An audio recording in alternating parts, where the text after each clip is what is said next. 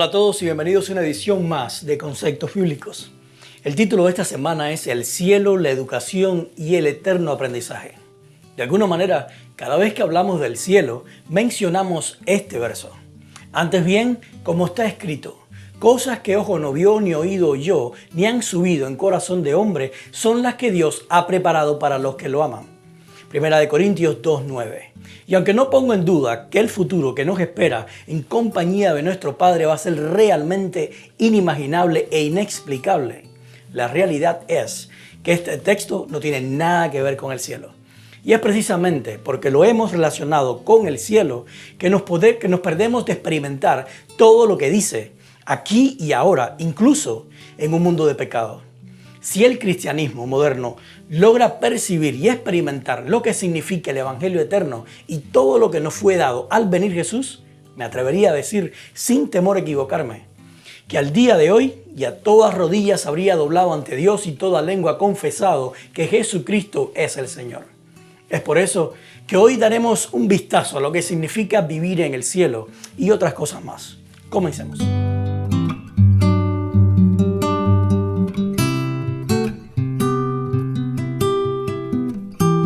Cuando leemos el contexto de 1 Corintios 2:9, nos damos cuenta que cuando Pablo dice, cosa que ojo no vio, ni oído oyó, ni han subido en corazón del hombre son las que Dios ha preparado para los que le aman, se está refiriendo al misterio de la sabiduría de Dios. Ahora, según el verso 7, el misterio de la sabiduría de Dios es una sabiduría que ha estado escondida y que Dios había destinado para nuestra gloria desde la eternidad. Esto es bien importante y es necesario que lo entendamos para poder ser partícipes de esa gloria. Nota que según este verso, la sabiduría de Dios había sido destinada desde la eternidad, o sea, desde siempre, para que nosotros fuéramos glorificados por ella. Sin embargo, por alguna razón, había permanecido oculta de nosotros, cohibiéndonos así de recibir su gloria. Una gloria que no hay nada con la cual se le pueda comparar porque es cosa que ojo no vio, ni oído oyó, ni ha subido en el corazón del hombre. Pero, ¿cuál es esa sabiduría de Dios que nos traería semejante gloria? Pablo se encarga de darnos la respuesta en el verso 8 y dice, ninguno de los gobernantes de este mundo la entendió, porque de haberla entendido, no habrían crucificado al Señor de la gloria. Jesús es el Señor de la gloria. Él es la sabiduría de Dios que había estado oculta desde el principio porque las tinieblas de la falsa concepción de Dios no permitían que la viéramos y la experimentáramos. Pero como bien dijo Juan, un día esa gloria, esa luz que alumbra a todo hombre, vino a este mundo a resplandecer en medio de las tinieblas. Y las tinieblas no pudieron extinguirla, apagarla o destruirla. Ahora nota lo siguiente, estas cosas extraordinarias que Dios ha preparado para nosotros solo la experimentan aquellos que aman a Dios. ¿Sabes por qué? Porque estas cosas a las que se refiere Pablo, que de hecho son extraídas del libro de Isaías, y luego vamos a ver en el contexto que él lo dijo, no son cosas materiales, como calles de oro, puertas de perlas o casas de diamantes, sino que son cosas que solo se pueden experimentar en un corazón donde habita el amor de Dios. En primer lugar, nadie puede amar a Dios si no ha experimentado primero la completa manifestación de su amor. Y segundo, solo aquellos que han experimentado la completa manifestación del amor de Dios son capaces de amar a otros de la misma manera en que ellos son amados. Por lo tanto, ¿sabes qué son esas cosas que no son vistas por el ojo humano, que no son escuchadas, ni han subido nunca al corazón o al pensamiento del hombre? Que un ser humano pueda amar incondicionalmente a aquel que es su enemigo. Amar al punto de perdonarlo, aunque éste nunca le pida perdón por tantas atrocidades que le ha hecho. Amar al punto de dar su propia vida si es necesario con tal de que su verdugo pueda vivir. Esas cosas nunca las podrá experimentar o podrán ser generadas en el corazón de alguien que no ama de la misma manera que Dios lo ama a él. Isaías 64, del 1 al 4 lo dice de esta manera. Señor, ojalá rasgaras los cielos y descendieras. Las montañas temblarían ante tu presencia como cuando el fuego enciende la leña y hace que hierva el agua. Así darías a conocer tu nombre entre tus enemigos y ante ti estremecerían las naciones. Hiciste portentos inesperados cuando descendiste. Ante tu presencia temblaron las montañas. Fuera de ti, Desde tiempos antiguos nadie ha escuchado ni percibido ni ojo alguno ha visto a un Dios que como tú actúe en favor de quienes en Él confían. Y yo te pregunto, ¿sabes qué significa nombre en la Biblia? Lee Éxodo 34 del 5 al 7. ¿Cuál fue el nombre que Dios le reveló a Moisés? ¿Sabes que nombre es lo mismo que carácter?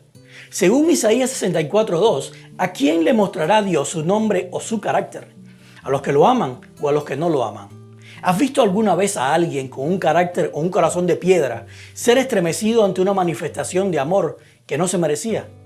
¿Te imaginas a la persona más cruel que has conocido, al enemigo más acérrimo que hayas tenido, al ser que más sufrimiento y dolor te ha infligido, ser estremecido ante una manifestación de amor inmerecida? ¿No crees que cosas como esas son las que nunca han subido al pensamiento humano? Lee Juan 14:12. ¿Qué te detiene de ver aquí y ahora cosas mucho mayores que estas? De alguna manera, el cristianismo actual vive soñando con el establecimiento del reino de Dios aquí en la tierra como un evento futuro o algo que sucederá en la segunda venida de Cristo. Sin embargo, es interesante que el mismo Jesús nunca lo planteó así. Cuando Juan el Bautista estaba preparando el camino para el Cordero de Dios que quita el pecado del mundo, él comenzó a proclamar este mensaje: arrepentíos porque el reino de los cielos se ha acercado. Luego, cuando Juan el Bautista fue llevado preso, dice Mateo 4:17 que desde entonces comenzó Jesús a predicar: arrepiéntanse porque el reino de los cielos está cerca. Pero por si esto fuera poco, cuando Jesús envió por primera vez a sus discípulos a las ovejas perdidas de Israel, les dijo: donde quiera que vayan, prediquen este mensaje: el reino de los cielos está cerca. Ahora la pregunta sería, ¿por qué el reino de los cielos se había acercado desde el momento en que Jesús llegó a la tierra? La respuesta es obvia: donde está el rey, ahí también está su reino. Y esto lo confirmó Jesús mismo cuando le preguntaron cuándo vendría el reino de Dios, y él le respondió: la venida del reino de Dios no se puede someter a cálculos. No van a decir mírenlo acá o mírenlo allá. Dense cuenta de que el reino de Dios está entre ustedes. Lucas 17 del 20 al 21. Y es interesante que la palabra que generalmente se traduce como entre para decir que el reino de Dios está entre nosotros, en griego es entos, que significa dentro de ti, en tu interior o en tu alma. Ahora, ¿sabes cuál fue el gran chasco de los judíos cuando Jesús vino por primera vez? Que ellos estaban esperando un rey y un reino de acuerdo a los patrones de este mundo. Si regresamos atrás en la historia de la nación judía, llegamos al tiempo del profeta Samuel. ¿Y sabes qué pasó en aquel entonces? Dios había establecido su reino en el pueblo hebreo al sacarlos de la esclavitud de los reinos de este mundo. Dios mismo era el rey que guiaba, alimentaba, cuidaba y protegía a su pueblo. Sin embargo, el pueblo decidió que no quería un rey como Dios, sino un rey como las demás naciones. Uno que reinara sobre ellos de la misma manera que lo hacen los reyes de este mundo. O lo que es lo mismo, de la misma manera que reina Satanás en este mundo. Un reino del bien y del mal, un reino de castigo y recompensa según nuestras obras. Primera de Samuel 8:7 dice: y el Señor le dijo a Samuel: hazle caso al pueblo en todo lo que te diga, porque en realidad no te han desechado a ti, sino a mí, pues no quieren que yo reine sobre ellos. Ahora quiero que analices conmigo lo siguiente. Si Jesús cuando vino por primera vez dijo que su reino ya estaba en cada uno de nosotros, entonces esperar la manifestación de un reino físico que luzca y se rige exactamente como los reinos de este mundo, ¿no es acaso hacer lo mismo que hizo el pueblo de Dios en los tiempos de Samuel? ¿Acaso no estamos cambiando el reino de amor de Dios por un reino de acuerdo a los patrones de este mundo? ¿De dónde sacamos que el reino de los cielos es de acuerdo o similar a los reinos de este mundo?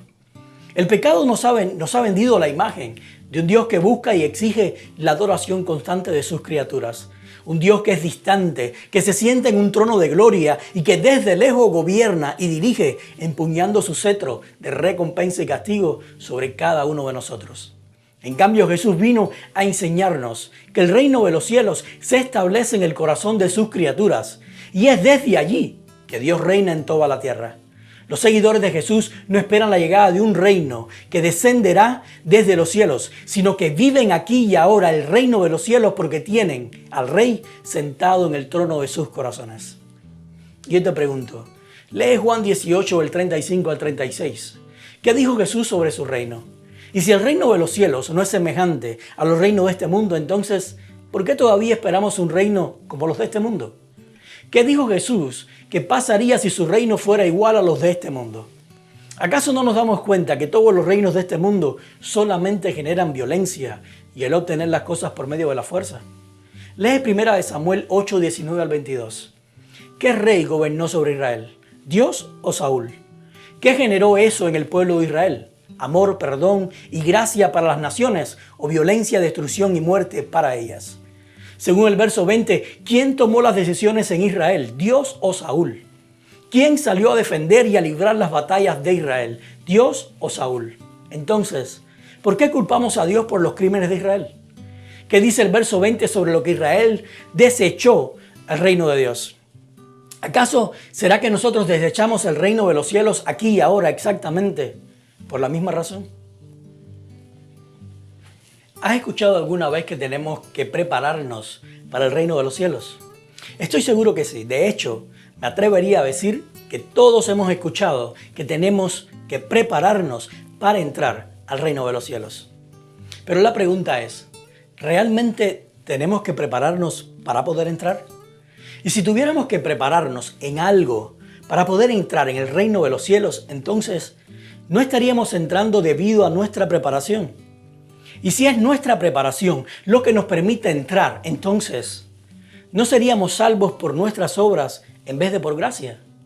No sé si logras darte cuenta, pero por muchos años la religión nos ha llevado a vivir una vida de ansiedad y de constante preparación para entrar en el reino de los cielos, cuando la realidad es que no tenemos que entrar a ningún lugar y mucho menos prepararnos para ello.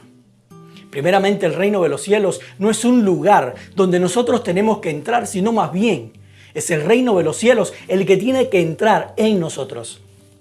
Cuando nosotros leemos el Sermón del Monte, encontramos en él los principios del reino de los cielos o del reino de Dios. Y no hay una sola parte en toda la exposición de Jesús donde diga que tenemos que prepararnos de alguna manera para entrar en su reino. En cambio, tan solo la introducción de su sermón comienza dando 9 bienaventuranzas, que son una realidad para aquellos que tienen ya el reino de los cielos dentro de ellos. En segundo lugar, nos pasamos toda la vida haciendo cambios externos en nuestra manera de vivir, porque pensamos que así nos estamos preparando para el cielo. Pensamos que es nuestra parte o nuestra responsabilidad ir transformando nuestro carácter para que sea cada vez más semejante al de Cristo. Pensamos que parte de nuestra preparación es también estudiar la Biblia y orar varias veces al día. Y que mientras más tiempo pasemos en oración, más preparados estaremos. Pensamos incluso que debemos acostumbrar nuestro cuerpo desde ahora a una dieta vegana porque en el cielo ese será nuestro alimento. Y la lista puede seguir y seguir si es que continuamos enumerando las distintas cosas que por años hemos pensado que son necesarias para nuestra preparación para el reino de los cielos. Sin embargo, aunque todas estas cosas no son malas en sí mismas y ciertamente tienen beneficios para nosotros, ninguna de ellas nos prepara para entrar en el reino de los cielos. No importa cuánto te empeñes en cambiar o transformar tu carácter, porque no se trata de la mejor versión de ti que tú puedas lograr, sino de tener un carácter semejante al de Dios, y eso no es algo que tú puedas hacer. Segunda de Corintios 3:18 nos enseña que la transformación del carácter sucede por la contemplación del Hijo de Dios, y esto me da paso al siguiente punto. Y es que el estudio de la Biblia y la oración tampoco nos preparan para ir al cielo. Jesús enseñó que hay una sola razón para estudiar las Escrituras y es conocerlo a Él. Juan 5:39. Por otra parte, la oración es la que nos permite relacionarnos y ejercer nuestra fe a medida que vamos conociendo más a Dios mediante la revelación de Jesús en su palabra escrita.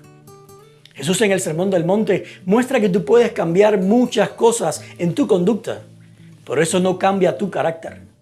Tú puedes crear el hábito de estudiar todos los días. Puedes dejar de decir palabras obscenas.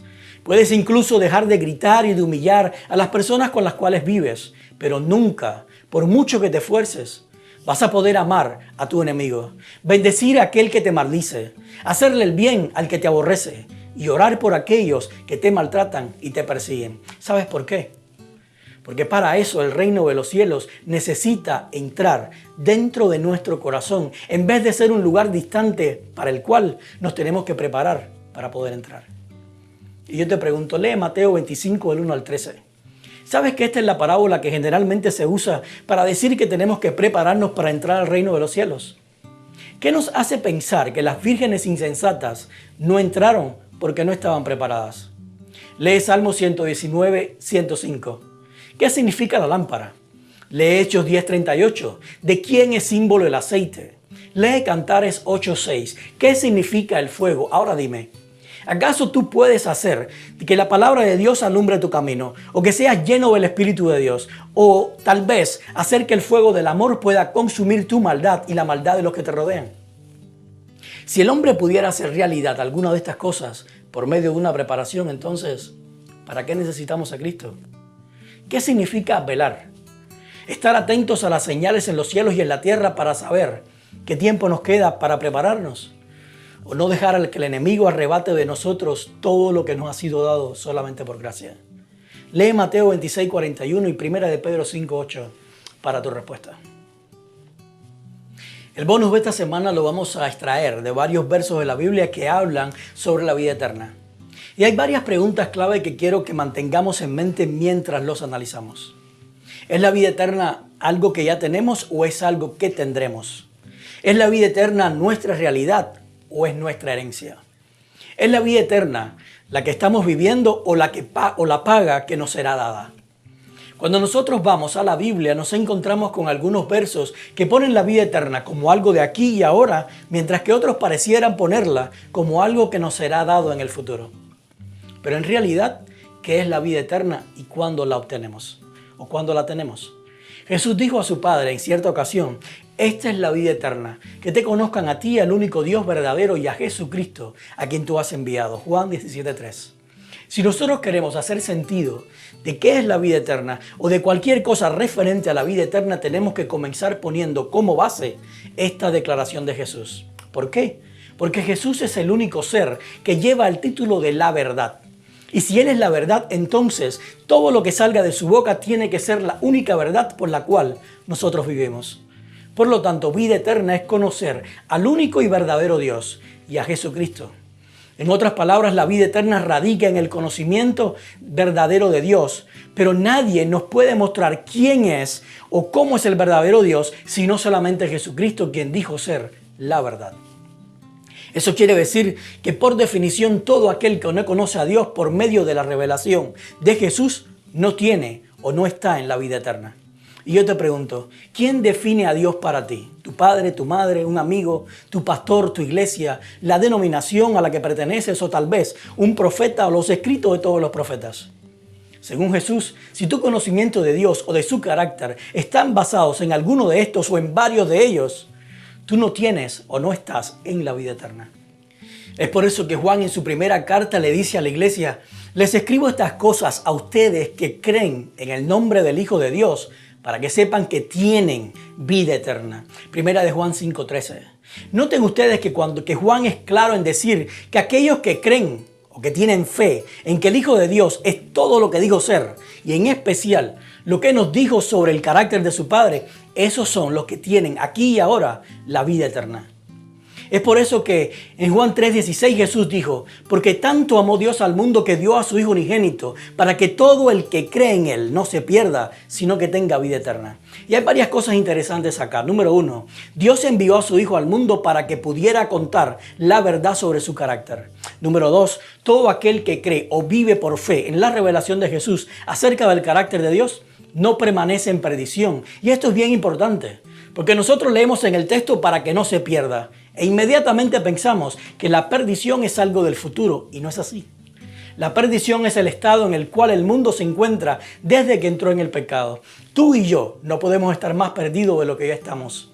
Es por eso que Jesús vino a buscar y a salvar lo que estaba perdido. Lucas 19:10. Y número 3, lo que nos mantiene perdidos o muertos es el tener una imagen tergiversada del carácter de Dios.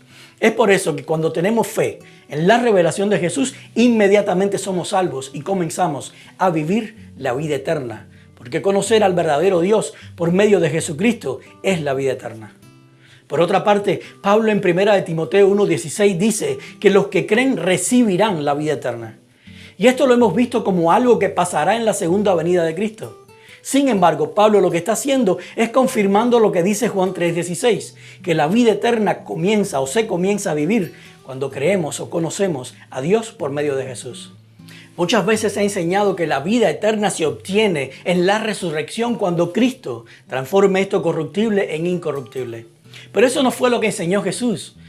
Juan 6:54 dice, Jesús hablando, el que come mi carne y bebe mi sangre tiene vida eterna, y yo lo resucitaré en el día final.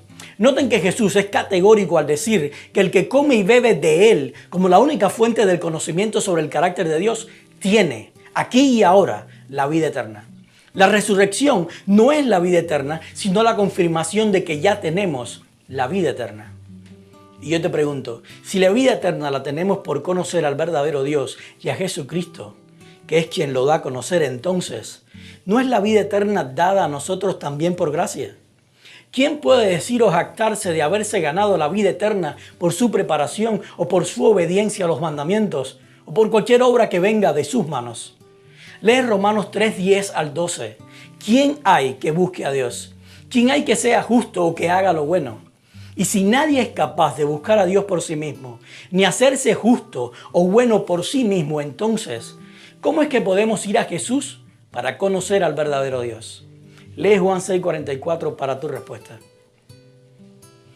Hemos llegado al final del estudio de hoy y espero que hayamos podido despejar varias dudas sobre el reino de los cielos y la vida eterna. Con este estudio estamos dando fin a esta serie sobre el discipulado, cómo conocer a Dios y ser transformado por medio de Dios. Sin embargo, aunque el proceso del discipulado comenzó en cada uno de nosotros en algún momento de nuestras vidas, es algo que nunca tendrá fin, ni aún en la tierra nueva, porque por la eternidad seguiremos siendo discipulados por medio de la relación con Dios. Así que seguiremos creciendo y siendo perfeccionados en amor. Ha sido un gusto compartir contigo un trimestre más y con la ayuda de Dios nos seguiremos viendo en el próximo trimestre, pero esta vez estudiando el libro de Isaías. Que Dios te bendiga y nos vemos la próxima semana.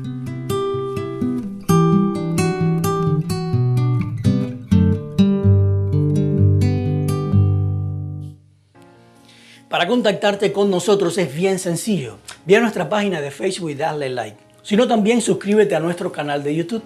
Pero sí te recomiendo que descargues nuestra aplicación, Su Casa Church, porque si vas a la sección que dice conceptos, podrás descargar todo el estudio que hemos acabado de tener en formato PDF. Ahora, lo que sí te digo siempre es que si Dios te habló a través de este video, por favor, compártelo con tus amigos.